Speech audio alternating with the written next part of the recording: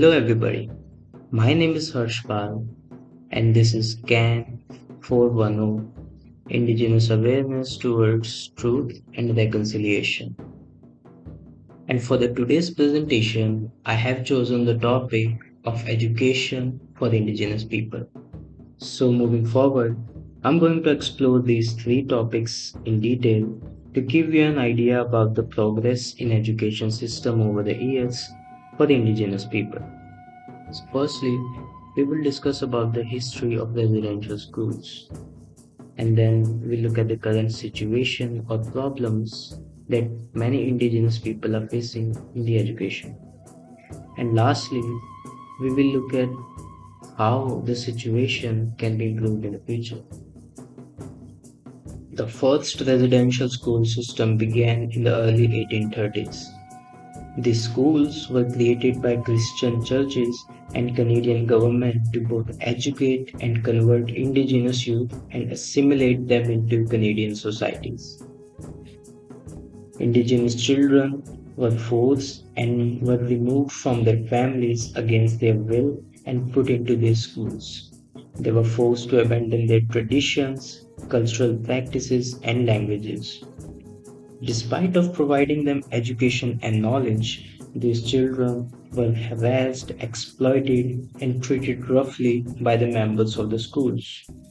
Children were forced to live in an unhygienic and sick environment, and some of them were treated like animals.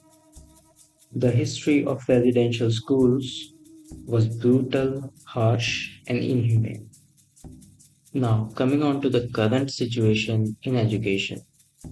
Since the last residential school closed in 1996 for the heavy reparations and reconciliation towards indigenous people, in June 2015, the TRC Truth and Reconciliation Commission released its 94 calls to action to make things right for indigenous people. Much has improved after that. Many benefits and reparations were given to the indigenous societies. The education is being provided to many indigenous students. Many of the schools and colleges are accepting the indigenous culture, teaching about the truth and reconciliation, appreciating their traditions. Many students are graduating with the same and equal respect as the others.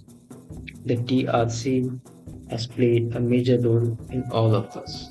If we look at this graph, it shows the percentage of Ontario schools offering professional development for staff around Aboriginal culture issues, and the situation has improved over the years. However, there are still some issues and challenges that many Indigenous children and students face in schools and universities. The first one is achievement gap. There is 20% gap on exam test score between indigenous students and all students in English language school boards. Knowledge gap. The lack of knowledge about the history, cultures, and perspectives of indigenous people in Canada. Indigenous children often get bullied. Ethnic and cultural discrimination cause poor performance and higher dropout rates. Lack of respect and resources cause critical education gap. Education system often do not respect their diverse culture and refuse to accept it. Now coming on to our final slides, we have ways to provide better education. So firstly, the teachers must become familiar with the treaty education, indigenous contributions, and social justice as a part of the process reconciliation. The use of visuals and videos would be highly efficient in the teachings, better understanding, and some insights into the indigenous traditions and their sacrifices. Adequate funding from the federal, provincial, and territorial government to support the development and integration of indigenous curriculum.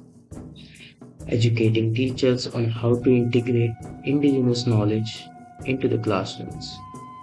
Teach about the proper history, residential schools, discrimination, and exploitations and their diverse cultures and traditions. Open places in the campuses, schools, and companies where not only Indigenous people but also the other people can participate and appreciate the Indigenous traditions, ceremonies, acts, and dance for more adverse awareness about the issue of First Nation people. That's all for today's presentation. Thank you for watching.